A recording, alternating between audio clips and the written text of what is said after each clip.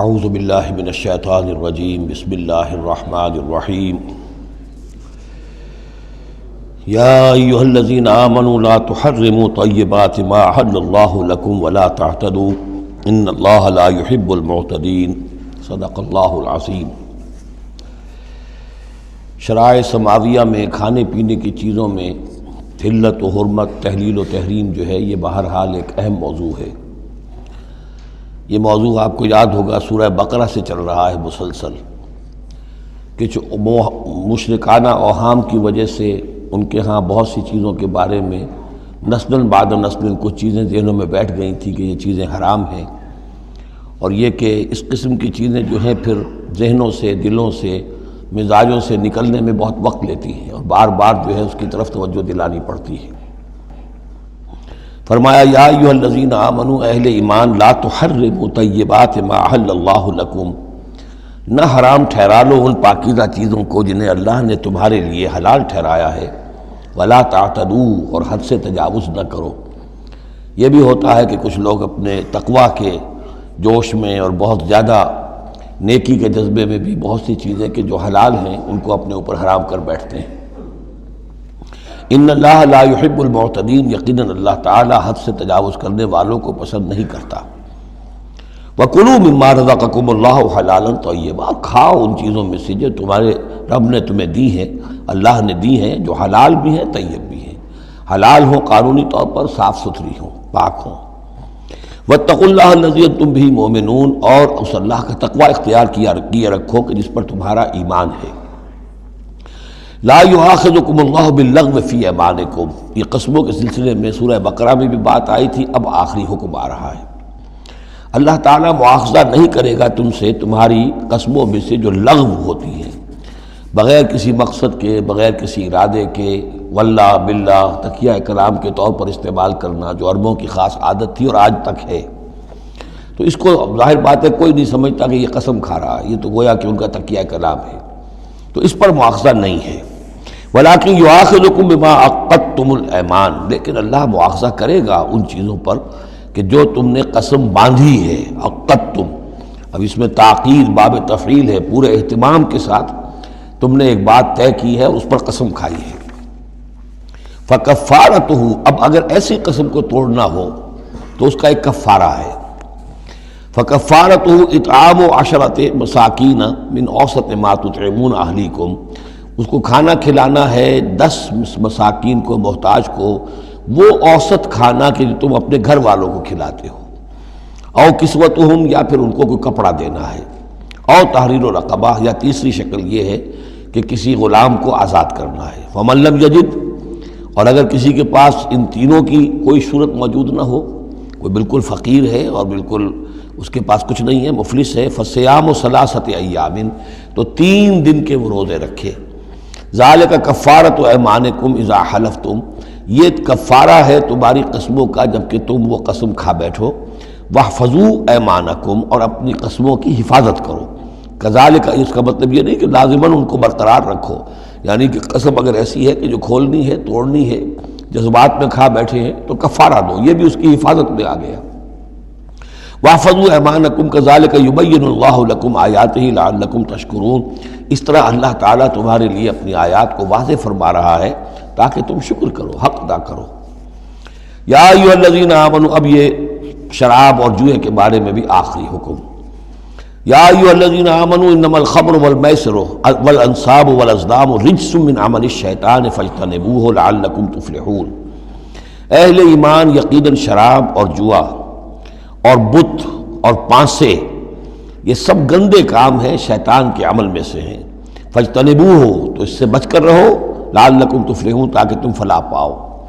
تو شراب اور جوا تو پہلے بھی آ چکا ہے، لیکن انصاب اور ازلام وہ تقسیم کرتے تھے پانسوں کے ذریعے سے اور پھر ازلام کے ذریعے سے، ان کا وہ بھی ایک جوئے کی قسم بن جاتی تھی۔ تو ان تمام چیزوں کو جو ہے رجس من عمل الشیطان قرار دیا۔ انما یرید الشیطان یوقع بینکم العداوۃ والبغضاء، یقیناً شیطان تو یہ چاہتا ہے کہ ان چیزوں کے ذریعے سے تمہارے اندر دشمنی اور بغض پیدا کر دے۔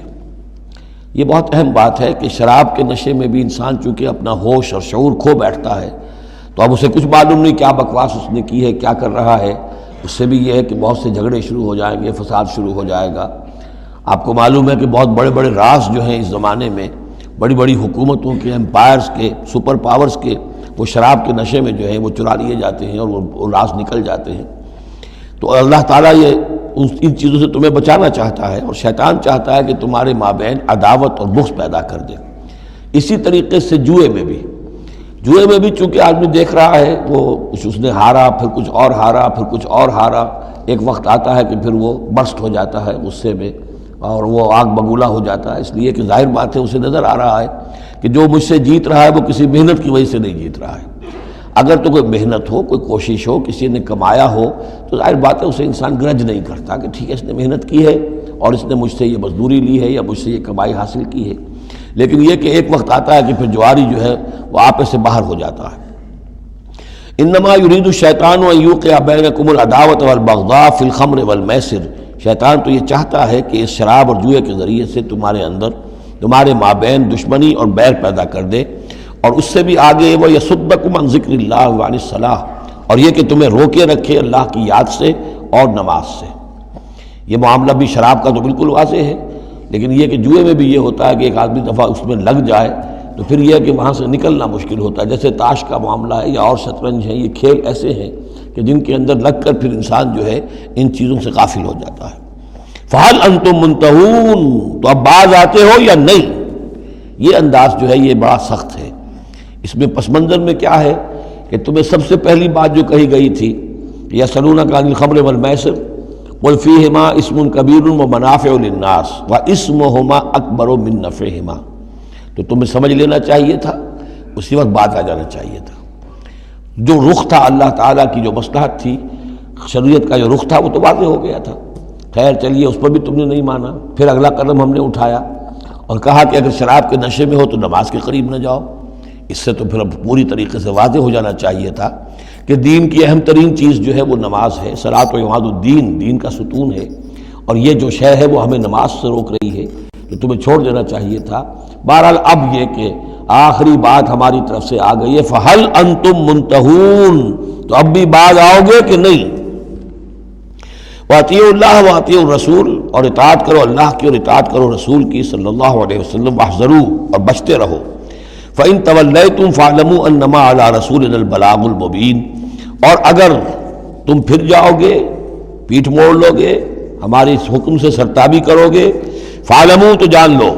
أَنَّمَا عَلَىٰ رَسُولِنَا الْبَلَاغُ الْمُبِينُ، کہ ہمارے رسول پر تو ذمہ داری ہے صاف صاف پہنچا دینے کی۔ یہ حکم اللہ کا ہے، اللہ کا حکم پہنچانا رسول کے ذمہ تھا، رسول نے پہنچا دیا، اپنا کام کر دیا۔ اب معاملہ ہوگا اللہ کا اور تمہارا، اللہ تم سے نپٹے گا، تم سے حساب لے گا۔ یہ جو اب اگلی آیت آ رہی ہے یہ بھی قرآن مجید کے فلسفہ، حکمت اور دین کی بڑی گہری باتوں کے ضمن میں بہت بنیادی آیت ہے، اور اس کا پس منظر یہ ہے کہ جب شراب کے بارے میں اتنا سخت انداز آیا کہ یہ رجسن، گندے کام ہیں، عمل شیطان میں سے ہیں، باز آتے ہو کہ نہیں، تو بہت سے مسلمانوں کو تشویش ہو گئی کہ ہم جو شراب پیتے رہے، اتنا عرصے تک پیتے رہے، یہ گندگی تو ہماری ہڈیوں میں بیٹھ گئی ہوگی۔ آج کا کوئی شخص کہے گا کہ میرا شاید کوئی سیل بھی نہ ہو جسم کا کہ جس میں شراب کے اثرات نہ پہنچ گئے ہوں، تو میں کیسے پاک ہوں گا؟ کس طریقے سے یہ چیز جو ہے اب یہ گندگی میرے جسم میں سے دھلے گی؟ تو یہ تشویش جو ہے اس کو رفع کرنے کے لیے، جیسے تحویل قبلہ کے وقت تشویش ہو گئی تھی کہ 16 مہینے جو ہم نے نمازیں پڑھی، اگر اصل قبلہ تھا کعبہ اور ہم نمازیں پڑھتے رہے بیت المقدس کی طرف رخ کر کے، تو وہ نمازیں تو ضائع ہو گئی،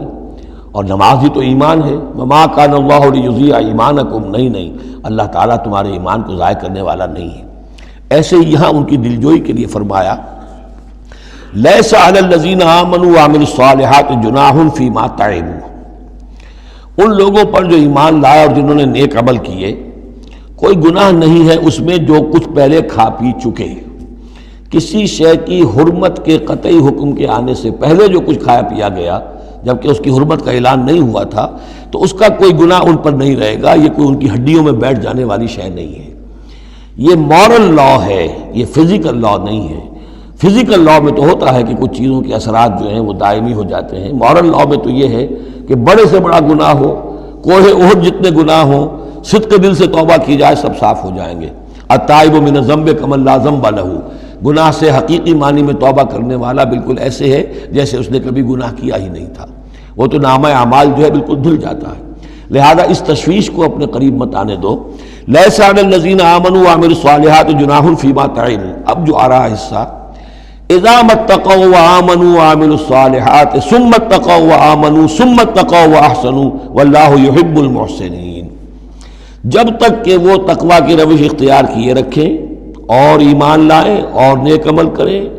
پھر اور تقوی میں بڑھے اور ایمان لائیں، پھر اور تقوی میں بڑھے اور درجہ احسان پہ فائز ہو جائے۔ واللہ یحب المحسنین، اور اللہ تعالیٰ محسنوں سے محبت کرتا ہے۔ یہ تین درجے ہیں اصل میں۔ ایک درجہ اسلام ہے، اللہ کو مان لیا، رسول کو مان لیا اور اس کے احکام پر چل رہے ہیں۔ ایک اس سے اوپر کا درجہ آ جاتا ایمان، کہ وہ یقین کے درجے میں قلب میں وہ ایمان اتر گیا ہو اب، اور جب یہ ایمان قلب کے اندر اتر گیا ہے وَلَٰكِنَّ اللَّهَ حَبَّبَ إِلَيْكُمُ الْإِيمَانَ وَزَيَّنَهُ فِي قُلُوبِكُمْ، تو اب انہی اعمال میں، نماز پہلے بھی پڑھ رہا تھا، اب نماز کی اور شان ہوگی، اس کی بھی اور کیفیت ہوگی، اس کی زندگی کے اندر ایک نیا رنگ آ جائے گا۔ صبغۃ اللہ ومن احسن من اللہ صبغہ۔ اس سے بھی آگے جا کر جب یہ ایمان اتنا گہرا ہو جائے کہ بالکل جیسے آنکھوں سے کوئی شخص کسی چیز کو دیکھ رہا ہو تو یقین ہوتا ہے، ان تعبد اللہ کانک تراہ فإن لم تکن تراہ فإنہ یراک، جب یہ کیفیت ہو جائے کہ تم اللہ کی بندگی کرو، اللہ کے لیے جہاد کرو، عمل کرو، بھاگ دوڑ کرو، اللہ کا تقویٰ اتنا ہو جائے کہ جیسے کہ تم اللہ کو اپنی آنکھوں سے دیکھ رہے ہو، تو یہ درجہ احسان ہے۔ حدیث جبرائیل کے جس کو کہا گیا ام السنہ، جیسے سورہ فاتحہ ام القرآن اساس القرآن، ایسے حدیث جبرائیل ہے ام السنہ، اور ام السنہ میں یہ ساری بات آئی ہے کہ حضرت جبرائیل انسانی شکل میں حضور کی خدمت میں آئے، صحابہ کا مجمع تھا، وہاں انہوں نے کیے اخبرنی عن الاسلام، مجھے بتائیے اسلام کیا ہے۔ اسلام میں بھی ایمان تو ہے نا، قانونی ایمان، زبانی ایمان تو ہے، لیکن اس کے ساتھ اعمال علیحدہ گنے گئے۔ اس سے اوپر جب ایمان دل میں اتر گیا، اب یہ ایمان کی وہ جو شکل ہے، اس میں اب عمل کو علیحدہ ذکر کرنے کی ضرورت ہی نہیں، اس مرحلے پر آ کر لازماً عمل درست ہو جائیں گے، جبکہ ایمان دل میں اتر چکا ہے اور دل میں یقین بن کر جاگزی ہو گیا ہے، اور پھر اور گہرا چلا گیا۔ یوں سمجھیے کہ جتنا جتنا درخت اوپر جا رہا ہے، جڑ نیچے جا رہی ہے نا، جڑ اور ایمان کی گہری ہوئی، اسلام سے ایمان بن گیا، اور گہری ہوئی، اب یہ تیسری منزل احسان کی اس پر فائز ہو گئی۔ تو جب پوچھا گیا کہ اخبرنی عن الاحسان، اے نبی مجھے بتائیے احسان کیا ہے، تو آپ نے جواب دیا، اور یہ جواب تین روایتوں میں تین مختلف الفاظ میں ہے۔ ان تعمل للہ کانک تراہ، ان تخشى اللہ کانک تراہ، ان تعبد اللہ کانک تراہ فإن لم تکن تراہ فإنہ یراک، یہ تینوں میں ہے۔ اللہ کی بندگی، اللہ کی پرستش، اللہ کے لیے بھاگ دوڑ، اللہ کے لیے عمل، اللہ کے لیے جہاد، یہ انسان ایسی کیفیت سے سرشار ہو کر کر رہا ہو گویا کہ اپنی آنکھوں سے اللہ کو دیکھ رہا ہے۔ تو جب اللہ سامنے ہوگا تو کیسے کچھ ہمارے جذبات عبدیت ہوں گے، کیسی کیسی ہماری قلب کی کیفیات ہوں گی۔ اس دنیا میں بھی یہ کیفیت حاصل ہو سکتی ہے، لیکن یہ اگر بہت کم لوگوں کو حاصل ہو تو اس سے ایک نچلا درجہ بھی ہے احسان کا، کہ کم سے کم یہ بات ہر وقت مستحضر رہے کہ اللہ مجھے دیکھ رہا ہے۔ فَإِن لَمْ تَكُنْ تَرَاهُ فَإِنَّهُ يَرَاكَ۔ تو یہ تین درجے ہیں جو یہاں آئے، کہ ایک بیس لائن ہے لَيْسَ عَلَى الَّذِينَ آمَنُوا وَعَمِلُوا الصَّالِحَاتِ، یہ بیس لائن ہے، جُنَاحٌ فِيمَا طَعِمُوا إِذَا مَا اتَّقَوْا۔ اصل میں ایک کتاب مولانا مودودی صاحب کی ہے، تحریک اسلامی کی اخلاقی بنیادیں، اور بڑی اچھی کتاب ہے، اسلام، ایمان، احسان، لیکن ساتھ ہی تقوی، چار الفاظ انہوں نے لیے ہیں اور چار مراتب قرار دیے ہیں۔ اس میں سے تشریحات تو ساری ٹھیک ہیں، لیکن میں ترتیب کے اعتبار سے اس آیت کی روح سے میرے نزدیک اس میں ایک اصلاح کی ضرورت ہے۔ تقوی کوئی مقام نہیں ہے، تقوی وہ اسپرٹ ہے، ڈرائیونگ اسپرٹ، جو دھکا دیتی رہے گی اور اوپر اٹھائے گی۔ چنانچہ تقوی کی یہاں کی تکرار ہو رہی ہے کہ بیس لائن سے تقوی نے اوپر آپ کو کیا، اب آپ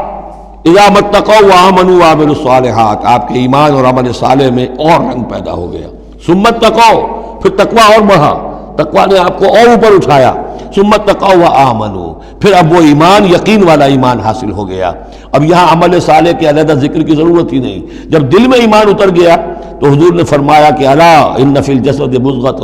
اذا صلحت صلح الجسد کلہ واذا فسدت فسد الجسد کلہ، تو اس کے حوالے سے اب پورا کا پورا جسم ٹھیک ہو جائے گا۔ ثم اتقوا، پھر تقویٰ اور ہے تو اس کے نتیجے میں وَأَحْسَنُوا، درجہ احسان پر فائز ہو جائے انسان۔ اللہم ربنا اجعلنا منہم واللہ یحب المحسنین، اللہ اپنے ایسے محسن بندوں کو، درجہ احسان تک پہنچ جانے والے بندوں کو، جیسا کہ اس سے پہلے آیا تھا ابو وسمو، ایک غلط راستہ ہے کہ اندھے ہو گئے بہرے ہو گئے، اللہ نے پھر ڈھیل دی اور اندھے ہو گئے اور بہرے ہو گئے، اللہ نے اور ڈھیل دی اور اندھے ہو گئے اور بہرے ہو گئے، ایک وہ ہے، اور ایک راستہ یہ ہے اسلام ہے، ایمان ہے، احسان ہے، اور تقویٰ جو ہے اس میں درجہ بدرجہ انسان کو ترقی دلاتا جا رہا ہے۔ یا ایھا الذین آمنوا لیبلونکم اللہ بشیء من الصید تنالہ ایدیکم ورماحکم لیعلم اللہ من یخافہ بالغیب، کیونکہ اس سورہ مبارکہ کے شروع میں آئی تھی یہ آیت کہ جب تم احرام کی حالت میں ہو تو تم شکار نہیں کر سکتے، تو اب اللہ تعالیٰ کی ایک سنت ہے، وہ آزماتا ہے، سخت ترین امتحان لیتا ہے۔ فرض کیجئے کہ ایک قافلہ جا رہا ہے بیچارے حاجیوں کا، اور انہوں نے احرام باندھا ہوا ہے، کوئی شے نہیں ہے، کھانے کے لیے کچھ نہیں ہے، لیکن اب جو ہے ہرن صاحب جو ہے اٹکیلیاں کرتے ہوئے قریب آ رہے ہیں، اور وہ پکڑ نہیں سکتے، قتل نہیں کر سکتے، احرام میں ہیں، بھوک بھی ہے، لیکن یہ کہ چاہے تو ذرا سا نیزہ مارے تو ہرن کو پکڑ کو جو ہے وہ شکار کر لیں، یا ویسے ہی بھاگ کر پکڑ لیں، لیکن یہ کہ اس کی اب ان کو اجازت نہیں ہے۔ تو اللہ تعالیٰ ایسا کرتا تھا، فرمایا یا ایھا الذین آمنوا، اہل ایمان، لیبلونکم اللہ، لازماً اللہ تمہیں آزمائے گا، بشیء من الصید، شکار کے ذریعے سے، تنالہ ایدیکم ورماحکم، جن کو کہ پا لیں گے آسانی سے تمہارے ہاتھ اور تمہارے نیزے، لیعلم اللہ من یخافہ بالغیب، تاکہ اللہ دیکھ لے کہ کون ہے وہ لوگ کہ جو غیب میں ہوتے ہوئے بھی اللہ سے ڈرتے رہتے ہیں، کہ موقع ہے، بھوک بھی ہے، ہرن بھی بالکل پاس ہے، بالکل قابو میں ہے، جیسے چاہیں شکار کر لیں، لیکن ہاتھ بندھے ہوئے ہیں اس لیے کہ احرام باندھا ہوا ہے۔ تو جس کے دل میں ایمان ہوگا وہ اپنی بھوک کو برداشت کرے گا، اللہ کے حکم کو نہیں توڑے گا۔ فمن اعتدی بعد ذلک، اب کسی سے غلطی ہو گئی، تجاوز کر بیٹھا، بھوک کا غلبہ زیادہ تھا، فلہ عذاب علیم، اس کے لیے دردناک عذاب ہے۔ البتہ یہ کہ آگے چل کر اس کے لیے ایک کفارہ بھی بتا دیا گیا ہے۔ یا ایھا الذین آمنوا لا تقتلوا الصید وانتم حرم، دیکھو اہل ایمان، جب تم احرام کی حالت میں ہو تو کسی شکار کو قتل مت کرو۔ ومن قتلہ منکم، تو جو کوئی تم میں سے انہیں قتل کر بیٹھے، شکار کر بیٹھے، جان سے مار بیٹھے، متعمدن، جان بوجھ کر، فجزاء مثل ما قتل من النعم، تو پھر اس کا کفارہ ہوگا ویسا ہی ایک حیوان، ویسا ہی ایک چوپایا اللہ کی راہ میں صدقہ کیا جائے، اور وہ اس کا گویا کہ کفارہ بنا دیا جائے۔ کیسا ہے کہ اگر آپ نے ہرن مارا ہے تو پھر بکری یا بھیڑ، نیل گائے اگر مار لی ہے تو پھر گائے، اسی طریقے سے جس قسم کا، جس سائز کا اور جس اسٹیچر کا آپ نے وہ حیوان جو ہے شکار کیا، اسی کا اسے ایک برابر کا چوپایا دینا ہوگا۔ فجزاء مثل ما قتل من النعم یحکم بہ ذوی عدل منکم، دو آدمی تمہارے جو ہوں معتبر، وہ چاہیے کہ وہ اس کی گواہی دے کہ ہاں یہ جانور جو اس نے شکار کیا ہے یہ اس کے برابر ہو جائے گا۔ ہدیم بالغ الکعبہ، اور یہ ہدی ہوگی اب یہ جانور، کعبے تک اس کا پہنچنا ہے، کعبے کی نظر ہوگا یہ، او کفارۃ، یا پھر اس کا ایک کفارہ اور بھی ہے، طعام مساکین، کچھ مساکین کو کھانا کھلانا، صدقہ فطر کے حساب سے ہے یہ جو فقہا نے لکھا ہے، او عدل ذالک صیامن، یا اتنے ہی روزے رکھنا۔ وہ بھی دیکھنا ہوگا کہ جانور جو تھا، بکری تھی، ہرن تھا، کتنے آدمی اس کو کھا سکتے تھے، اتنے آدمیوں کو کھانا کھلاؤ، یا پھر اتنے دن کے جو ہے وہ عدل ذالک صیامن روزے رکھو، لیذوق وبال امرہ، تاکہ وہ اپنے کیے کا کی سزا جو ہے وہ پالے۔ عفی اللہ عما سلف، اللہ معاف کر چکا ہے جو کچھ کے پہلے ہو چکا۔ ومن عادا، لیکن جو پھر ابھی دوبارہ کرے گا، اعادہ کرے گا، فینتقم اللہ منہ، تو اللہ تعالیٰ اس سے انتقام لے گا۔ واللہ عزیز الانتقام، اور یقیناً اللہ تعالیٰ زبردست ہے، انتقام لینے والا، بدلہ لینے والا۔ احل لکم صید البحر وطعامہ متاعا لکم، البتہ یہ کہ اگر کشتیوں کے ذریعے سے، جہازوں کے ذریعے سے حاجی لوگ آ رہے ہوں تو ان کے لیے چھوٹ ہے، وہ احرام کی حالت میں بھی جو مچھلی ہے اس کا شکار کر سکتے ہیں۔ احل لکم صید البحر، سمندر کا، دریا کا جو شکار ہے وہ تمہارے لیے حلال کیا گیا، وطعامہ متاعا لکم وللسیارہ، اور اس کا جو دریا کا کھانا ہے وہ تمہارے لیے بہت اچھا جو ہے فائدے کی چیز ہے، اور سب مسافروں کے لیے۔ اور آج آپ کو معلوم ہے کہ یہ سی فوڈ جو ہے یہ دنیا میں کس قدر یعنی اب معروف بھی ہے، محبوب بھی ہے، مقبول بھی ہے، اور بہت سی برائیوں سے اور بیماریوں سے بچانے والا بھی ہے۔ سی فوڈ یہ تو اب ایک بڑا سمجھیے کہ پوری دنیا کے اندر غذا کا ایک نیا خزانہ ہے کہ جو سامنے آیا لوگوں کے۔ تو فرمایا وَطَعَامُهُ مَتَاعًا لَكُمْ وَلِلسَّيَّارَةِ، اس کا جو طعام ہے جو سمندر کے اندر اللہ نے پیدا کیا ہوا ہے، مچھلیاں ہیں یا اور کوئی اسی طریقے کی اللہ نے تمہارے لیے کھانے کی چیزیں پیدا کی ہیں۔ وَحُرِّمَ عَلَيْكُمْ صَيْدُ الْبَرِّ مَا دُمْتُمْ حُرُمًا، لیکن خشکی پر شکار کرنا تمہارے لیے جب تک کہ تم احرام میں ہو حرام کر دیا گیا۔ وَاتَّقُوا اللَّهَ الَّذِي إِلَيْهِ تُحْشَرُونَ، اور اللہ کا تقوی اختیار کیے رکھو جس کی طرف کہ تمہیں لازماً جمع کر دیا جائے گا، لے جائے جاؤ گے گھیراؤ کر کے۔ جعل اللہ الکعبۃ البیت الحرام قیاما للناس، اللہ تعالیٰ نے کعبے کو جو بیت الحرام ہے، بزرگی والا گھر ہے، اسے لوگوں کے قیام کا باعث بنا دیا ہے۔ والشہر الحرام، اور شہر حرمت والا شہر بھی اللہ تعالیٰ نے معین کیا ہے۔ والہدیہ، اور قربانی کے جانور، ان کا بھی ذکر ہو چکا ہے سورت کے شروع میں۔ والقلائد، اور وہ جانور جن کے گلوں میں پٹے ڈال دیے گئے ہوں نشانی کے طور پر کہ یہ کعبے کے لیے ہدی کے جانور ہیں، یہ سب اللہ تعالیٰ کی طرف سے ہے، اس کی توثیق ہو رہی ہے۔ یعنی یہ کوئی تمہاری جاہلیت کی روایات نہیں ہے، یہ چیزیں جو ہیں کعبے کی حرمت اور عظمت، اسی طریقے سے شہر حرام، اسی طریقے سے ہدی کے جانور، اور وہ کہ جن کے گلوں میں پٹے پڑے ہوئے ہوں ہدی کے جانور ہونے کے اعتبار سے۔ ذالک لتعلموا ان اللہ یعلم ما فی السماوات و ما فی الارض، یہ اس لیے کہ تم اچھی طرح جان لو کہ اللہ تعالیٰ کو آسمانوں اور زمین کی ہر شے کا علم حاصل ہے۔ ان اللہ بکل شیء علیم، اللہ تعالیٰ ہر چیز کا علم رکھتا ہے۔ اس کے مقابلے میں 4 چیزیں آئیں گی جو ان کے ہاں حرام ہو گئی تھی، ان کو پھر کہا جا رہا کہ اس کے لیے کوئی سند نہیں ہے کتاب میں موجود، وہ بعد میں آئیں گی۔ اعلموا ان اللہ شدید العقاب، جان لو کہ اللہ تعالیٰ سزا دینے میں بہت سخت ہے۔ وان اللہ غفور الرحیم، اور اللہ غفور الرحیم بھی ہے، یعنی اس کی تو دونوں شانیں ہیں۔ اب تم دیکھو کہ تم اپنے آپ کو کس شان کے ساتھ متعلق کر رہے ہو، کس کا مستحق بنا رہے ہو، اس کی عقوبت کا یا اس کی رحمت اور مغفرت کا۔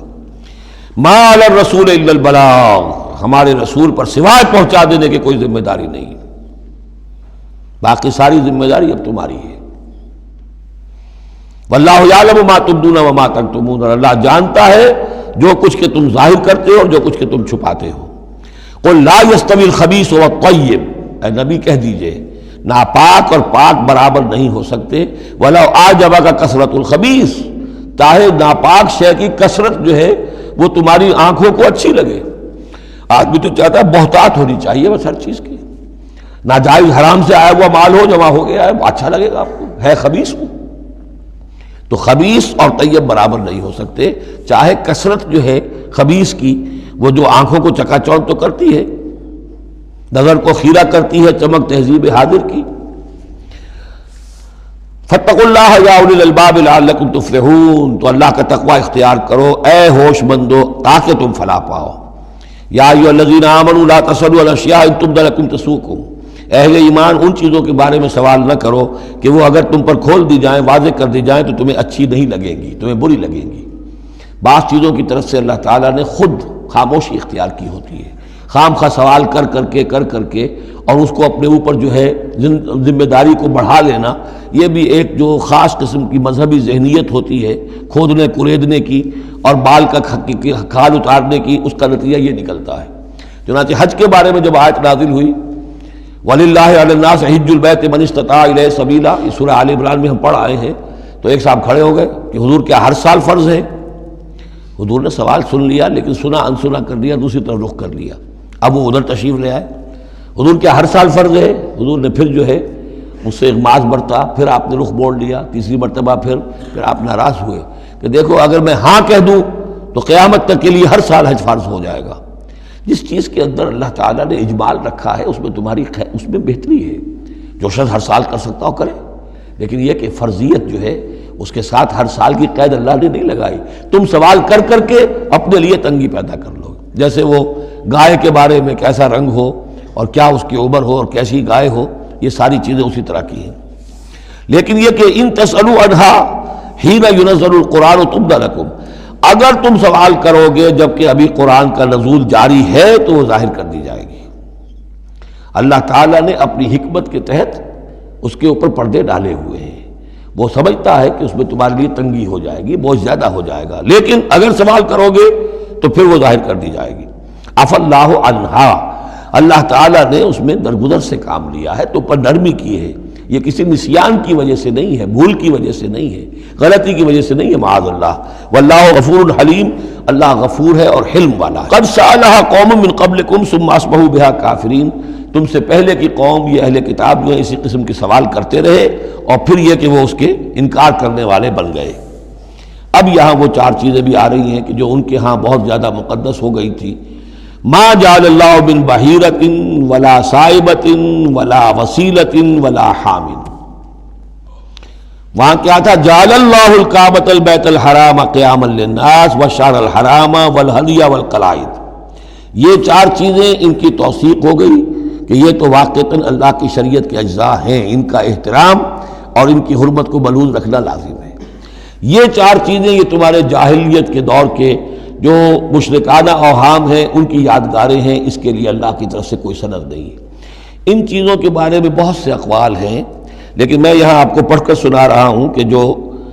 حضرت سعید بن المسیب رحمۃ اللہ علیہ کی تفسیر صحیح بخاری میں جو ان الفاظ کی آئی ہے وہ مولانا شبیر احمد عثمانی صاحب نے اپنے حواشی میں نقل کی ہے۔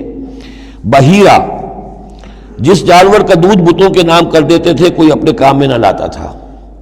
صائبہ، جو جانور بتوں کے نام پر ہمارے زمانے کے سانڈ کی طرح چھوڑ دیا جاتا تھا۔ وسیلہ، جو اونٹنی مسلسل مادہ بچہ جنے درمیان میں نر بچہ پیدا نہ ہو اسے بھی بتوں کے نام پر چھوڑ دیتے تھے۔ حامی، نر اونٹ جو ایک خاص عدد سے جفتی کر چکا ہو اسے بھی بتوں کے نام پر چھوڑ دیتے تھے، تو ان کو چھوڑ دیتے تھے کہ اب یہ کسی کوئی ان کو ہاتھ نہ لگائے، کوئی ان سے استفادہ نہ کرے، نہ ان کا گوشت کھایا جا سکتا ہے، نہ ان سے کوئی خدمت لی جا سکتی ہے، یہ محترم ہو گئے۔ تو اس کے لیے فرمایا ما جعل اللہ من بحیرۃ ولا صائبۃ ولا وصیلۃ ولا حام ولکن الذین کفروا یفترون علی اللہ الکذب، بلکہ یہ تو وہ لوگ جنہوں نے کفر کیا، وللہ ما فی السماوات وما فی الارض، جھوٹ گھڑتے رہے ہیں، اللہ کے ذمے یہ باتیں لگاتے رہے ہیں۔ واکثرهم لا یعقلون، ان کی اکثریت جو ہے وہ عقل سے عاری ہے۔ وَإِذَا قِيلَ لَهُمْ تَعَالَوْا إِلَىٰ مَا أَنزَلَ اللَّهُ وَإِلَى الرَّسُولِ، اور جب ان سے کہا جاتا ہے آؤ اس چیز کی طرف جو اللہ نے نازل فرمائی اور آؤ اللہ کے رسول کی طرف، بمصطفیٰ برسا خیش را کے دی ہم اوست، اگر بہو نہ رسیدی تمام بولا بیست، قالوا حسبنا ما وجدنا علیہ آباءنا، وہ کہتے ہیں ہمارے لیے وہ کافی ہے جس پر ہم نے اپنے آباء و اجداد کو پایا ہے، ان کی روایت یہی ہے، ان کی رسومات یہی تھیں، وہ کوئی جاہل تھوڑا ہی تھے، آج تمہیں عقل آئی ہے، تم نے دین سمجھا ہے، یہ ہمارے بزرگ جو ہیں یہ اتنے عرصے سے یہ کام کرتے چلے آ رہے ہیں، یہی باتیں آج بھی آپ سنتے ہیں۔ کسی رسم کو آپ کہیں کہ بھائی کوئی سند نہیں ہے اس کی دین میں، نہ کہیں صحابہ کے یہاں اس کا وجود تھا، لیکن یہ کہ کوئی چھوڑنے کو تیار نہیں ہے۔ اولو کان آباؤہم لا یعلمون شیئا ولا یہتدون، خواہ ان کے آباء و اجداد جو ہیں ایسے رہے ہوں کہ نہ انہیں کوئی علم حاصل ہوا ہو نہ ہی وہ ہدایت پر ہوں، جیسے تم مخلوق ہو اللہ کی وہ بھی مخلوق تھے، جیسے تم غلط کام کر سکتے ہو اور غلط آراء قائم کر سکتے ہو ویسے وہ بھی غلط کار ہو سکتے تھے۔ یا ایھا الذین آمنوا علیکم انفسکم لا یضرکم من ضل اذا اہتدیتم، یہ بھی بہت اہم آیت ہے اور اس کے ساتھ ایک واقعہ موجود ہے۔ لفظی ترجمہ یہ ہے کہ اے لوگو، اے وہ لوگو جو ایمان لائے ہو، تم پر ذمہ داری ہے صرف اپنی جان کی، اپنی ذات کی۔ لا یضرکم من ضل، جو گمراہ ہو جائے کوئی اور وہ تمہیں کوئی نقصان نہیں پہنچا سکتا، اذا اہتدیتم جبکہ تم ہدایت پر ہو۔ الی اللہ مرجعکم جمیعا فینبئکم بما کنتم تعملون، اللہ ہی کی طرف تم سب کو لوٹ کر جانا ہے اور وہ تمہیں بتا دے گا جو کچھ کہ تم کرتے رہے تھے۔ اس آیت کا ایک غلط مفہوم جو ہے وہ دور صحابہ ہی میں سے بعض لوگوں نے نکال لیا کہ دعوت اور تبلیغ کی کوئی ذمہ داری نہیں ہے، ہر ایک پر ذمہ داری اپنی ہے، کوئی کیا کرتا ہے اس سے مجھے کیا بحث۔ دیکھو قرآن میں لکھا ہوا ہے یا ایھا الذین آمنوا علیکم انفسکم، مجھے اپنا عمل درست رکھنا ہے، باقی کوئی اور غلط کام کرتا ہے میں خام خواہ اسے روکوں ٹوکوں ناراضی مول لوں، نہیں عن المنکر امر بالمعروف، اس کی کوئی ذمہ داری نہیں ہے۔ قرآن کہہ رہا ہے علیکم انفسکم لا یضرکم من ضل اذا اہتدیتم، اگر تم ہدایت کے اوپر ہوگے، صحیح راستے پر ہوگے تو کوئی کتنا ہی گمراہ ہو جائے اس کا تمہیں کوئی نقصان نہیں۔ تو حضرت ابوبکر رضی اللہ تعالیٰ عنہ نے پھر خطبہ دیا باقاعدہ کہ لوگوں میں دیکھ رہا ہوں کہ تم اس آیت کا مطلب غلط سمجھ رہے ہو، مطلب تو یہ ہے کہ تمہاری ساری تبلیغ اور کوشش امر بالمعروف نہی عن المنکر کے باوجود کوئی شخص گمراہ رہتا ہے تو اس کا تم پر کوئی وبال نہیں، یہ بار بار ہم پڑھ چکے ہیں۔ لا تسألوا عن اصحاب الجحیم، اے نبی آپ سے کوئی باز پرس نہیں ہوگی جہنمیوں کے بارے میں کہ یہ کیسے ہو گیا ہے محمد کہ ہم نے آپ کو بھیجا اور پھر بھی یہ قوم جو ہے جہنم میں چلی گئی۔ لیکن جہاں تک دعوت، تبلیغ، نصیحت، نہی عن المنکر، امر بالمعروف، یہ فرائض میں سے ہے، یہ فرض ساقط نہیں ہوتا اس آیت کی روح سے، بلکہ تمہاری ساری کوشش کے باوجود کوئی شخص ہے، والد ہے، بچہ فرض کیجئے اس کا کہیں آوارہ ہو گیا ہے، اپنی امکانی حد تک کوشش کیے جا رہا ہے، نہیں بچہ راستے پر آ رہا، تو ظاہر بات ہے کہ اللہ کے ہاں اگر اس نے پوری کوشش کی ہے، جد و جہد کی ہے، کوئی کوتاہی نہیں چھوڑی ہے اس میں، تو اب اس کا وبال اس پر تو نہیں آئے گا، لیکن اپنا فرض ادا کرنا لازم ہے۔ یا ایھا الذین آمنوا علیکم انفسکم لا یضرکم من ضل اذا اہتدیتم الی اللہ مرجعکم جمیعا فینبئکم بما کنتم تعملون، تو تم سب کو لوٹ کر جانا ہے اللہ ہی کی طرف، اور پھر وہ تمہیں جتلا دے گا جو کچھ کہ تم کرتے رہے تھے۔ یا ایھا الذین آمنوا شہادۃ بینکم اذا حضر احدکم الموت حین الوصیۃ اثنان ذوی عدل منکم، اہل ایمان تمہارے مابین شہادت کا نصاب، جبکہ تم میں سے کسی کی موت کا وقت آ جائے اور وہ وصیت کر رہا ہو تو دو معتبر اشخاص کا ہونا چاہیے۔ کوئی وصیت کر رہا ہے اور ظاہر بات ہے کہ وصیت ایک تہائی سے زیادہ میں نہیں ہو سکتی، لیکن کسی کی زیادہ بڑی جائیداد ہے تو ایک تہائی کی بات بھی تو بڑی ہو سکتی ہے، تو وصیت کے وقت دو گواہ ضرور بنا لو کہ یہ وصیت کی گئی۔ او آخران من غیرکم، اور وہ جو گواہ ہے وہ تمہارے لوگوں میں سے ہونے چاہیے، خاندان میں سے، اس آبادی میں سے، قبیلے میں سے، جو معروف ہوں، جانتے ہوں۔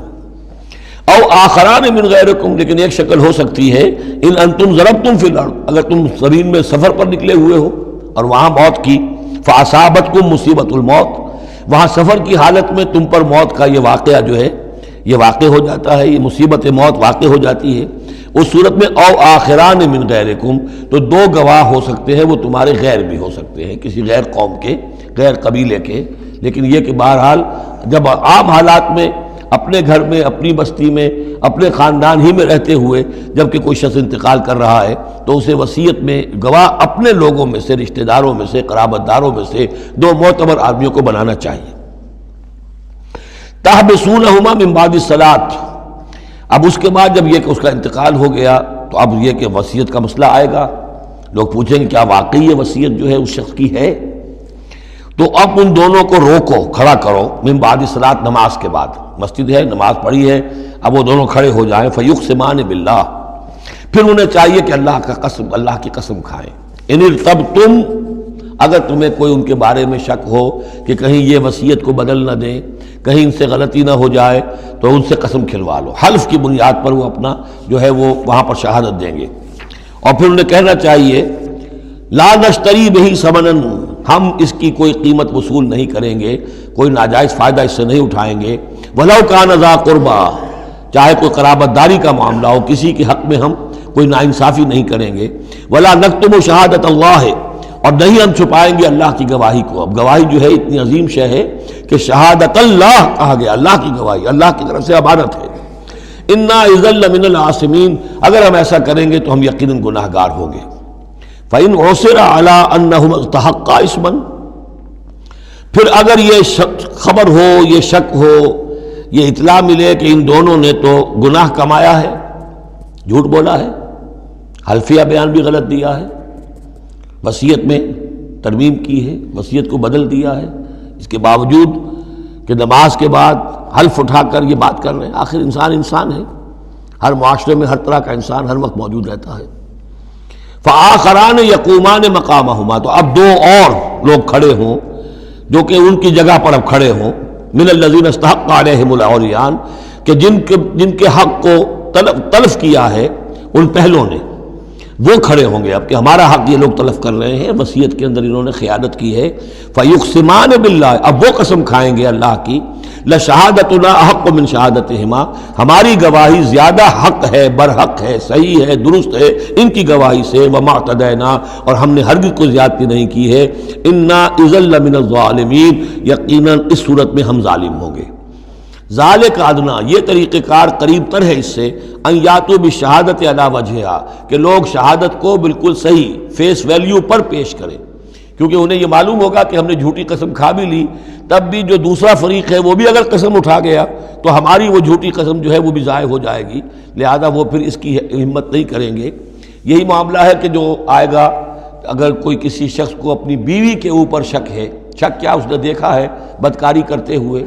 تو وہ اگر 4 مرتبہ قسم کھا کر کہے کہ جو میں کہہ رہا ہوں میں نے دیکھا ہے اور اس نے یہ بدکاری کی ہے، تو وہ 4 گواہوں کے برابر ہو جائے گی ایک شخص کی گواہی۔ لیکن یہ کہ اس کا جواب بھی یہ ہے کہ بیوی بھی اگر 4 مرتبہ قسم کھا کر کہہ دے کہ یہ جھوٹ بول رہا ہے، مجھ پر تہمت لگا رہا ہے، تو اس کی جو گواہی ہے وہ ساقط ہو جائے گا۔ تو یہ دونوں طرف سے اللہ تعالیٰ نے بیلنس کیا ہے کہ تاکہ یہ دونوں امکانات موجود رہیں۔ ذالک ادنیٰ ان یاتوا بالشہادۃ علی وجہہا، یہ قریب تر ہے، اس سے مناسب تر ہے کہ لوگ گواہی جو ہے وہ صحیح شکل میں پیش کریں، اور یخافوا ان ترد ایمان بعد ایمانہم، کہ انہیں یہ خوف رہے کہ قسمیں جو ہے لوٹا دی جائیں گی، الٹی کر دی جائیں گی ان کی قسموں کے بعد۔ واتقوا اللہ واسمعوا، اور ڈرتے رہو اور سنتے رہو اور سن رکھو، واللہ لا یہدی القوم الفاسقین، اللہ ایسے فاسقوں کو ہدایت نہیں دیتا۔ اب یہ آخری 2 رکوع جو ہے سورہ مبارکہ کے، اس میں جو ایک نقشہ کھینچا گیا ہے وہ حضرت مسیح علیہ السلام اور ان کے ساتھ اللہ تعالیٰ کا ایک مخاطبہ اور مکالمہ قیامت کے دن کا،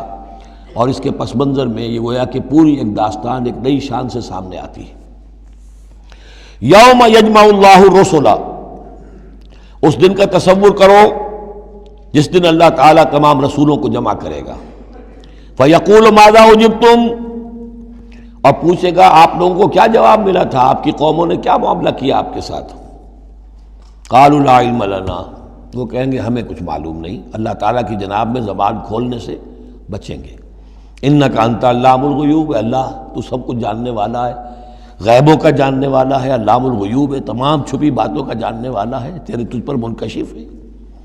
اذ قال اللہ یا عیسی ابن مریم، اب خاص پیشی جو ہے وہ ہو رہی ہے حضرت عیسیٰ ابن مریم کی۔ وہ دنیا میں پوجے گئے، اللہ کے بیٹے بنائے گئے، ثالث و ثلاثہ قرار دیے گئے، لہذا اب ان کو جو شرمندگی اٹھانی پڑے گی اللہ تعالیٰ کے سامنے، اس کا نقشہ کھینچا گیا ہے۔ اذ قال اللہ یا عیسی ابن مریم اذکر نعمتی علیک، اور جب کہے گا اللہ تعالیٰ کہ اے مریم کے بیٹے عیسیٰ ذرا میرے ان انعامات کو یاد کرو جو تم پر ہوئے، وعلی والدتک، اور تمہاری والدہ پر ہوئے، اذ ایدتک بروح القدس، جبکہ میں نے تمہیں مدد پہنچائی، تائید کی تمہاری روح القدس سے،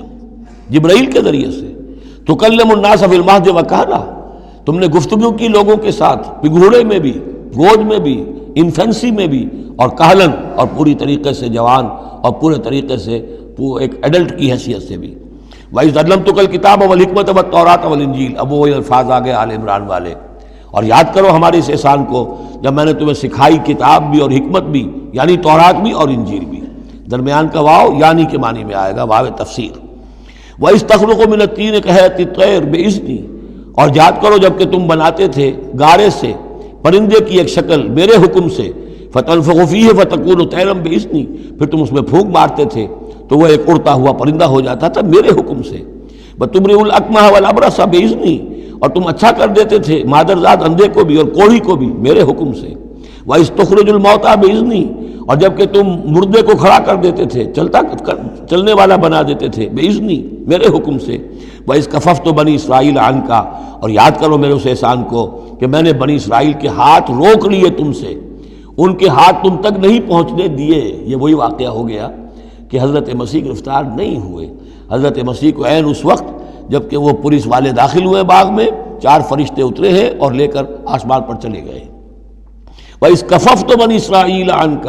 میں نے ہاتھ روکے رکھے بنی اسرائیل کے تجھ سے۔ اِذْ جِئْتَهُم بِالْبَيِّنَاتِ، جب تم ان کے پاس آئے کھلے معجزوں کے ساتھ۔ فقال الذين كفروا منهم، تو کہا ان لوگوں نے جنہوں نے ان میں سے کفر کیا، ان هذا الا سحر مبین، نہیں ہے یہ تو بالکل کھلا یقیناً، ان هذا الا نہیں ہے یہ مگر کھلا جادو۔ وَإِذْ أَوْحَيْتُ إِلَى الْحَوَارِيِّينَ، اور پھر ذرا یاد کرو میرے اس احسان کو کہ میں نے اشارہ کر دیا، دل میں ڈال دیا وحی کی حواریین کی طرف۔ یہ وحی خفی، حواریین کو ظاہر بات ہے وحی جلی جو ہے، وحی نبوت تو نہیں آ سکتی، لیکن جیسے کہ شہد کی مکھی کے لیے وحی کا لفظ آ گیا ہے، آسمانوں کو وحی کی اللہ تعالیٰ نے، تو یہ وحی خفی ہے۔ وَإِذْ أَوْحَيْتُ إِلَى الْحَوَارِيِّينَ، اور جب میں نے اشارہ کیا، الہام کر دیا حواریین کو، ان آمنوا بی و برسولی، ایمان لاؤ مجھ پر بھی اور میرے رسول پر بھی۔ قالوا آمنا واشہد باننا مسلمون، اور انہوں نے کہا کہ ہم ایمان لائے اور اے عیسیٰ آپ بھی گواہ رہیے کہ ہم اللہ کے فرما برداروں میں سے ہیں۔ اذ قال الحواریون، اور ذرا یاد کرو اس واقعے کو جب کہ حواریین نے یہ کہا، یا عیسیٰ ابن مریم، اے عیسیٰ مریم کے بیٹے، حل تستطیع ربک، کیا آپ کے رب کو یہ قدرت حاصل ہے، ان ینزل علینا مائدۃ من السماء، کہ ہم پر آسمان سے ایک دسترخوان اتر آئے۔ قال اتقوا اللہ ان کنتم مؤمنین، تو عیسیٰ نے کہا کہ اللہ کا تقوی اختیار کرو اگر تم ایمان رکھتے ہو، ایسی دعائیں نہیں کرنی چاہیے، ایسے مطالبے نہیں کرنے چاہیے۔ قالوا نرید ان ناکل منہا، انہوں نے کہا نہیں، ہم چاہتے ہیں کہ آسمان سے ایک خوان اترے اور اس میں ہمارے لیے غذا ہو اور ہم اس میں سے کھائیں، وتطمئن قلوبنا، اور ہمارے دل بالکل مطمئن ہو جائیں۔ یعنی وہ ایسی بات ہو گئی جیسے حضرت ابراہیم نے کہا تھا ارنی کیف تحیی الموتی، اس طرح کا کوئی مشاہدہ وہ بھی مانگ رہے تھے۔ وَنَعْلَمَ، اور ہمیں یہ معلوم ہو جائے پوری طریقے سے، ان قد صدقتنا، کہ آپ نے جو باتیں بھی ہم سے کہی ہیں بالکل سچی ہیں، کسی شک و شبے کی کوئی گنجائش نہیں۔ وَنَكُونَ عَلَيْهَا مِنَ الشَّاهِدِينَ، اور ہم ان تمام باتوں پر پورے گواہ بن جائیں، ہمیں وہ یقین کامل حاصل ہو جائے کہ پھر ہم آپ کی جانب سے جب تبلیغ کریں لوگوں کے اندر تو ہمارے اپنے دل میں کہیں کسی شک و شبے کا کوئی کانٹا چبھا ہوا باقی نہ رہ گیا ہو۔ قال عیسیٰ ابن مریم، تو اس پر حضرت عیسیٰ ابن مریم نے دعا کی، اللہم ربنا انزل علینا مائدۃ من السماء، اے اللہ، اے ہمارے رب، اتار دے ہم پر ایک دسترخوان، ایک خوان بھرا ہوا آسمان سے، تکون لنا عیدن، وہ ہمارے لیے ایک عید بن جائے گا، جشن کی بات ہو جائے گی، آسمان سے خاص تیرے ہاں سے کھانا ہمارے لیے آئے، لأولنا وآخرنا، ہمارے پہلوں کے لیے بھی پچھلوں کے لیے بھی، وآیۃ منک، اور ایک نشانی بن جائے گی تیری جانب سے، وارزقنا، اور ہمیں رزق عطا فرما، وانت خیر الرازقین، اور یقیناً تو بہترین رزق دینے والا ہے۔ قال اللہ نے جواباً ارشاد فرمایا، انی منزلها علیکم، ٹھیک میں نازل کر دوں گا وہ تم پر، فمن یکفر بعد منکم، لیکن پھر اس کے بعد جو کوئی کفر کی روش اختیار کرے گا، فانی اعذبہ عذابا لا اعذبہ احد من العالمین، پھر اس کو میں وہ عذاب دوں گا جو تمام جہانوں میں کسی اور کو نہیں دوں گا۔ یعنی جب اس طرح کا خرق عادت کوئی چیز دکھا دی جائے، کھلا معجزہ، پھر رعایت نہیں ہوتی۔ چنانچہ قوموں کا معاملہ یہی تھا، قوم سمود نے مطالبہ کیا حضرت صالح علیہ السلام سے کہ ابھی اس چٹان میں سے ایک گابن جو اونٹنی برآمد ہو جانی چاہیے، وہ اونٹنی جو ہے برآمد ہو گئی، لیکن اب رعایت نہیں تھی۔ اب اگر ایمان نہیں لاؤ گے تو اب کہہ دیا گیا چند دن ہے، تم بس ہو گے، اب اس کے بعد ختم ہو جاؤ گے۔ اس لیے کہ اس قسم کی نشانیاں دکھانے کے بعد پھر وہ رعایت نہیں رہتی، مہلت ختم ہو جاتی ہے۔ یہ بات بہت تفصیل سے آئے گی سورہ شعراء میں کہ اے نبی، یہ جو آپ سے نشانیاں مانگ رہے ہیں اور ہم نہیں دکھا رہے، یہ ان کی خیر خواہی میں، اگر جس قسم کی نشانی یہ مانگ رہے ہیں وہ ہم دکھا دیں گے تو ان کی مہلت ابھی ہمیں ختم کرنی ہوگی، پھر ان کو مزید رعایت نہیں دی جا سکے گی۔ اور اس قسم کے معجزے دیکھ کر پہلے بھی کوئی ایمان نہیں لایا، نہ یہ لائیں گے۔ اندر جو فساد ہے نیت کا، وہ کہاں ہی نہ ماننے دے گا۔ نہ قوم صالح نے مانا، حالانکہ ان کو اپنی نگاہوں کے سامنے انہوں نے ایسا معجزہ دیکھ لیا۔ حضرت عیسیٰ کے معجزوں کو یہودیوں نے نہیں مانا، جادو قرار دیا۔ تو معجزے سے ایمان تو کوئی لایا نہیں، سوائے وہ جادوگر جو تھے حضرت موسیٰ علیہ السلام سے جن کا مقابلہ ہوا تھا۔ باقی یہ کہ عام قوم جو ہے، فرعون تو ایمان نہیں لایا، فرعون کے جو درباری ہیں وہ ایمان نہیں لائے۔ تو اس لیے یہ جو ہوتا ہے کہ اگر کوئی اس قسم کی نشانی دکھا دی جائے تو یہ اصل میں پھر لوگوں کے لیے اس اعتبار سے ان کے خلاف جا پڑتی ہے کہ ابھی اللہ کچھ اور مہلت دیتا، کچھ اور ڈھیل دیتا، کچھ اور لوگ سمجھ لیتے، کچھ اور لوگوں کو ایمان کی توفیق مل جاتی اور وہ سلسلہ بند ہو جاتا ہے۔ قال اللہ انی منزلها علیکم فمن یکفر بعد منکم، میں نازل تو کر دوں گا تم پر وہ، لیکن پھر اس کے بعد جو کوئی بھی تم میں سے کوئی کفر کی روش اختیار کرے گا، ناشکری کرے گا، فإنی اعذبہ عذابا لا اعذبہ احد من العالمین، تو پھر اس کو عذاب وہ دوں گا جو تمام جہانوں میں کسی اور کو نہیں دوں گا۔ وَإِذْ قَالَ اللَّهُ يَا عِيسَى ابْنَ مَرْيَمَ، اب یہ آخری ڈراپ سین ہے اس کا اور بہت سخت ہے یہ۔ اور جب کہے گا اللہ تعالیٰ اے مریم کے بیٹے عیسیٰ، أَأَنْتَ قُلْتَ لِلنَّاسِ اتَّخِذُونِي وَأُمِّيَ إِلَٰهَيْنِ مِن دُونِ اللَّهِ، کیا تم نے کہا تھا لوگوں سے کہ مجھے اور میری ماں کو بھی الہ بنا لینا، معبود بنا لینا اللہ کے سوا، تم نے کہا تھا؟ قال سبحانک، حضرت عیسیٰ فرمائیں گے، عرض کریں گے اللہ تو پاک ہے، ما یکون لی ان اقول ما لیس لی بحق، میرے لیے کیسے ممکن تھا کہ میں وہ بات کہتا جس کے کہنے کا مجھے کوئی حق حاصل نہیں۔ ان کنت قلتہ فقد علمتہ، اگر میں نے وہ بات کہی ہوتی تو پروردگار وہ تیرے علم میں ہوتی۔ تعلم ما فی نفسی،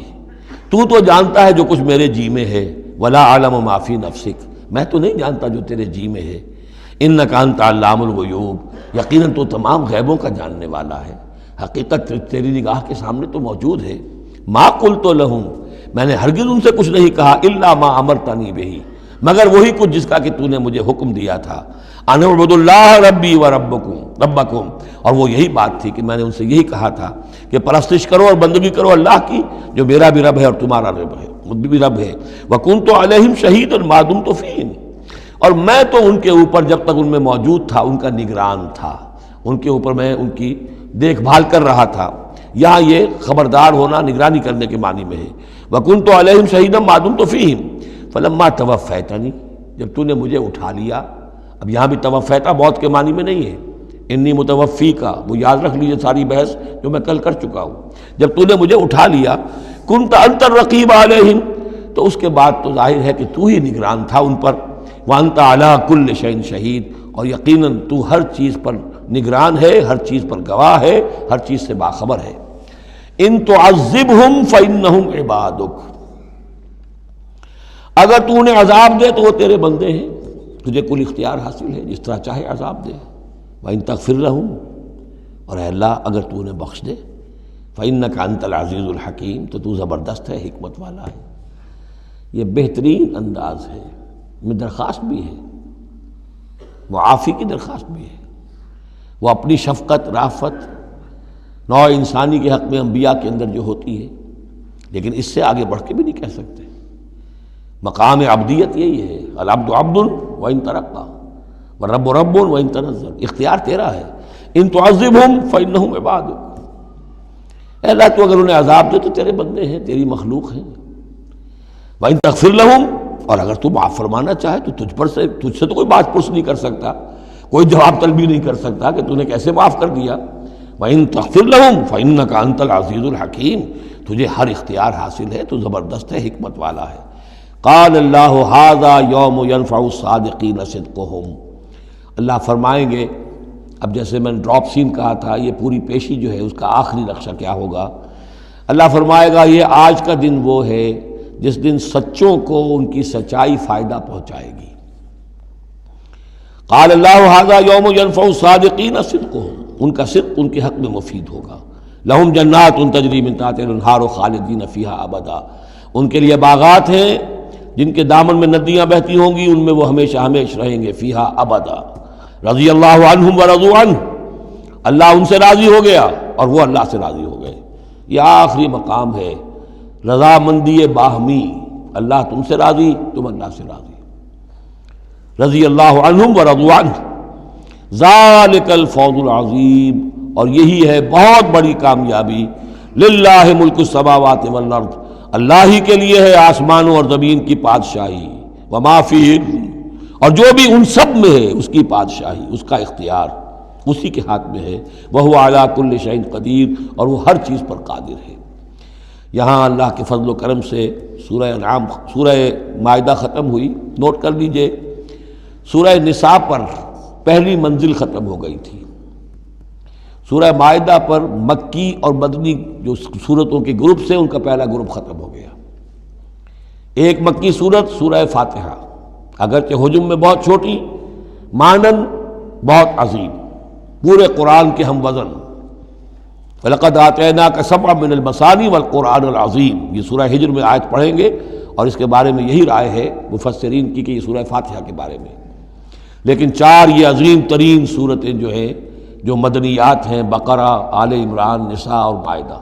اور دو دو کے جوڑوں کی شکل میں ہیں۔ ان کا عمود کیا تھا؟ ایک تو شریعت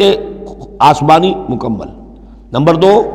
اس میں اہل کتاب سے گفتگو، رد و قضا، ان پر الزام، انہیں دعوت،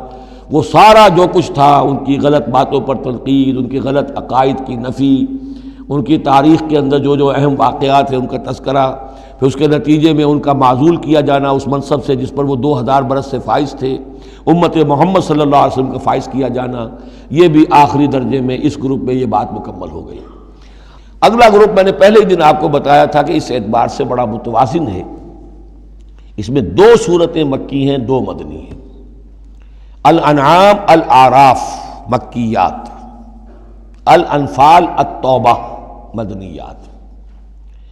ان میں جو تقسیم ہے، جو مکیات ہیں اور مدنیات ہیں اس گروپ کی، اس میں سارا معاملہ ہے مشرکین عرب کے ساتھ۔ اب آپ یہ محسوس کریں گے سورہ انعام کو پڑھتے ہوئے کہ جیسے ایک بالکل نئے ماحول میں آ گئے ہیں۔ ہم 4 روز سے جو پڑھ رہے تھے سورہ بقرہ، سورہ آل عمران، سورہ نساء، سورہ مائدہ، منافقین سے باتیں اور یہودیوں سے، نصارہ سے، ان سے، اب یہاں جو ہے ساری باتیں ہوں گی مشرکین عرب سے۔ یہ مکی صورتیں ہیں۔ ابھی وہاں نفاق نہیں تھا، منافقت کا کوئی ذکر بھی نہیں ملے گا آپ کو۔ ابھی اہل کتاب کا تذکرہ تو آپ کو مل جائے گا سورہ انعام کے اندر، سورہ اعراف میں، لیکن کوئی ان سے گفتگو نہیں، کوئی براہ راست خطاب نہیں۔ تو میں نے اس کے لیے اپنے ذہن میں ایک چیز رکھی ہوئی ہے کہ یہ 2 جنتیں ہیں قرآن مجید کے اندر، وَلِمَنْ خَافَ مَقَامَ رَبِّهِ جنتان۔ ایک قرآن مجید کی مکی جنت ہے، ایک قرآن مجید کی مدنی جنت ہے۔ مدنی جنت کی ہم سیر کر رہے تھے، یہ 4 دن سے ہم یہ 4 صورتیں جو پڑھ رہے تھے، یہ در حقیقت یہ مدنی قرآن ہے، مدنی جنت ہے، اس کی ہم نے سیر کی ہے۔ اب مکی قرآن میں ہم داخل ہوں گے، اور اس میں یہ جو 2 صورتیں ہیں یہ حضور کے جو قیام مکہ کا دور ہے اس کے تقریباً آخری زمانے کی ہیں۔ یہ گویا کہ اس اعتبار سے مشرکین جو تھے عرب کے اور جو بنی اسماعیل تھے ان پر اتمام حجت اسی طور سے، جس طور سے کہ اہل کتاب پر اتمام حجت ہے ان مدنی صورتوں میں، اسی طور پر مشرکین عرب پر، بنی اسماعیل پر اتمام حجت ان 2 صورتوں میں ہے۔ پھر ان میں ایک بڑی پیاری تقسیم ہے۔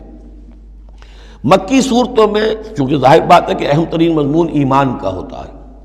اللہ کو مانو، اللہ کی نعمتوں کا اقرار کرو، اللہ کے رسول کو مانو، اور ان میں جو استدلال ہوتا ہے وہ شاہ ولی اللہ دہلوی رحمۃ اللہ علیہ کی اصطلاحات کے حوالے سے آپ کو بتا رہا ہوں کہ 2 طریقے سے اللہ تعالیٰ توحید کی طرف لوگوں کو لاتا ہے۔ التذکیر بآلاء اللہ، اللہ کے احسانات، اللہ کی عظمت، اللہ کی نشانیاں، اللہ کی قدرت، اللہ کی صناعیاں، یہ تو آیات آفاقیہ، آیات انفسیہ، اور اللہ کے احسانات تم پر، ان کی نعمتوں کا تذکرہ، اس کو کہتے ہیں التذکیر بآلاء اللہ، اللہ کے احسانات اور اس کی قدرت کے جو کرشمے ہیں ان کے حوالے سے یاد دہانی، تذکیر۔ اللہ تعالیٰ کا ایمان ہمارے اندر ہے، ڈورمنٹ ہے، بالقوہ ہے، سویا ہوا ہے، اسے جگانے کے لیے یہ آیات قرآنیہ آتی ہیں، اسے ایکٹیویٹ کرنے کے لیے وہ پوٹینشیل ایمان ایکچوئل ایمان بن جائے، لیکن اس کے لیے تذکیر ہے، یاد دہانی۔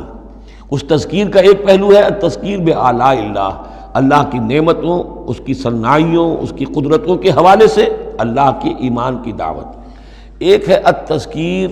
بایام اللہ، اللہ کے دنوں کے حوالے سے۔ اللہ کے دنوں میں سب سے بڑے دن وہ ہیں جن میں اللہ تعالیٰ نے بڑی بڑی قوموں کو تہس نہس کر دیا۔ پوری قوم نوح غرق کر دی گئی، پوری قوم عاد برباد کر دی گئی، نسیا منسیہ، پوری قوم سمود ختم کر دی گئی، چند ساتھی اہل ایمان اور وقت کے رسول بچا لیے گئے۔ ایک کشتی پر حضرت نوح اور ان کے ساتھی، محدود چند اہل ایمان، باقی پوری نوع انسانی اس وقت تک اتنی ہی تھی، ختم ہو گئی۔ اس طرح قوم عاد پوری ختم ہو گئی، حضرت ہود اور چند لوگ بچا لیے گئے۔ قوم سمود پوری ختم ہو گئی، حضرت صالح اور چند اہل ایمان بچا لیے گئے۔ قوم شعیب پوری ختم ہو گئی، مدین کے لوگ، صرف حضرت شعیب اور ان کے چند ساتھی بچا لیے گئے۔ عمورہ اور صدوم کی بستیاں برباد کر دی گئیں، صرف حضرت لوط علیہ السلام اور ان کی بیٹیاں وہاں سے نکل سکی ہیں، باقی پوری قوم ختم ہو گئی۔ تو یہ ایام اللہ، آل فرعون غرق کر دیے گئے۔ یہ اللہ کی سنت رہی ہے کہ جب بھی کبھی اس نے کسی قوم کی طرف رسول کو بھیجا، نبی نہیں، رسول، جب رسول بھیج دیا گیا، اب اگر قوم نے رسول کو رد کر دیا تو پھر اس کے ساتھ رعایت نہیں ہے، پھر وہ قوم ختم کر دی جائے گی۔ گویا کہ ثابت ہو گیا ان میں کوئی خیر نہیں ہے۔ جیسے آپ کسی باغ میں سے پتے وتے جھاڑ جھکاڑ جمع کر کے آگ لگا دیتے ہیں، تو گویا کہ یہ دنیا کے باغ کے اندر اب یہ جھاڑ جھکاڑ ہے، ان میں کوئی خیر رہا ہی نہیں۔ نبی کے، رسول کے آنے کے بعد بھی یہ لوگ جو ہیں ان کی آنکھیں نہیں کھلی، تو معلوم ہوا کہ اب ان کے اندر کوئی خیر نہیں ہے، تو ان کو ختم کر دیا جائے۔ اور زمین کو پاک کر دیا جائے، یہ زمین کا بوجھ ہے، زمین کے لیے گندگی ہے، پاک کر دیا جائے۔ یہ ایام اللہ ہے جن کا ذکر قرآن مجید میں بار بار آتا ہے۔ اس کے علاوہ ایام کا معاملہ پھر ایک ابتدا ہے، ازل کے اندر کیا ہوا ہے وہ بھی تو یوم ہی ہے نا، ٹائم کے حوالے سے، اور پھر کیا ہوگا ابد میں، آخرت میں کیا ہوگا۔ یہ جو ہے سلسلہ تخلیق اور ازلی حقائق، اور پھر یہ کہ بعث بعد الموت، اور پھر کیا ہونا ہے عالم برزخ میں، اور پھر کیا ہونا ہے عالم آخرہ میں، اور پھر کیا ہوگا وہاں پر اصحاب جنت بھی ہوں گے، اصحاب